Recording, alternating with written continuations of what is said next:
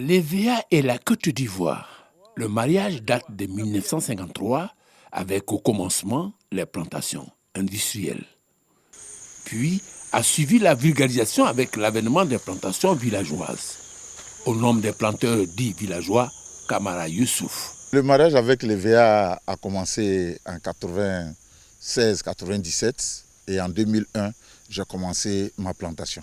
Pour le planteur qui a une petite superficie, chaque année, de la première année jusqu'à la troisième année, il faut faire des remplacements, il faut faire les ouvertures de lignes pour que le plant d'EVA qui est mort puisse être remplacé afin d'avoir une bonne densité à la saignée. Au bout du compte, Kamara Youssouf est aujourd'hui propriétaire d'une vingtaine d'hectares d'EVA et a une lecture de la tenue du sommet mondial virtuel sur le caoutchouc en terre ivoirienne. Ce sommet, c'est le couronnement du travail de la Côte d'Ivoire au niveau de l'EVA-culture.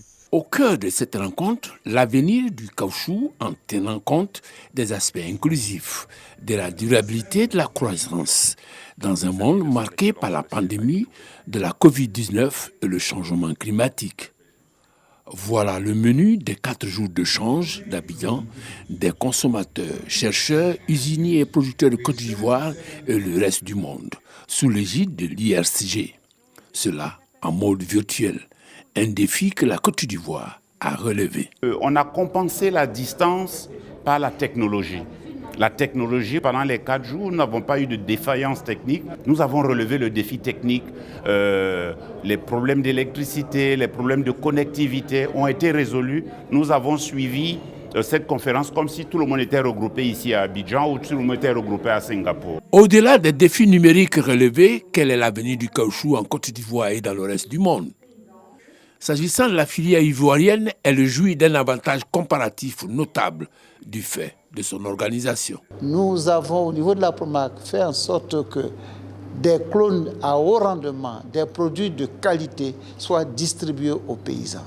Ensuite, il y a un suivi régulier par l'encadrement agricole. Associant à cela les fruits de la recherche avec en pole position le matériel végétal et l'introduction de la saignée inversée dans le milieu rural qui a valu à la Côte d'Ivoire une reconnaissance de l'IRDB. Il y a les deux aspects, la maîtrise de la technique de saignée et le fait d'avoir introduit la saignée inversée en milieu villageois, parce que le milieu villageois actuellement a plus de 80% de la production. Les acquis sont réels. À titre d'illustration, le niveau de productivité parmi les plus importants au monde. La saignée inversée a été introduite à partir de nos travaux en 2000. La productivité est remontée et on est passé crescendo jusqu'à 1600 kg sec à l'hectare. Reste la question de la durabilité et de la traçabilité. Faire en sorte que ce caoutchouc soit labellisé. Que, à travers le monde, quand on dit le caoutchouc de Côte d'Ivoire, que tout le monde se dise « Ah oui, c'est un produit de qualité ».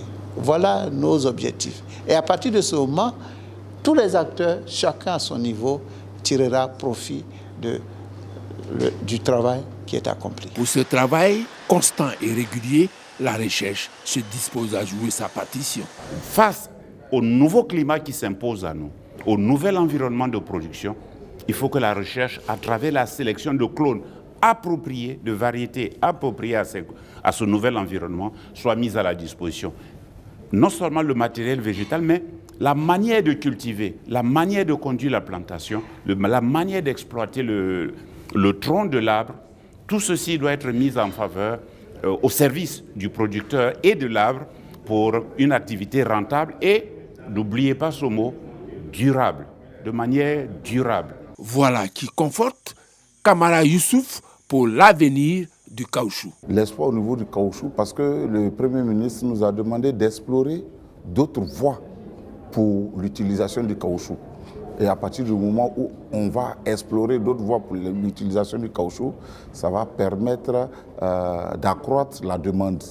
Et quand la demande est importante, il va sans dire que le prix aussi sera fortement impacté et ça va vraiment arranger les planteurs.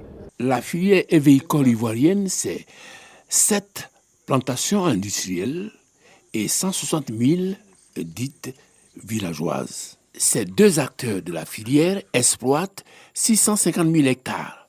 La production nationale est estimée à 950 000 tonnes de caoutchouc sec pour un rendement moyen de 1,6 tonne à l'hectare.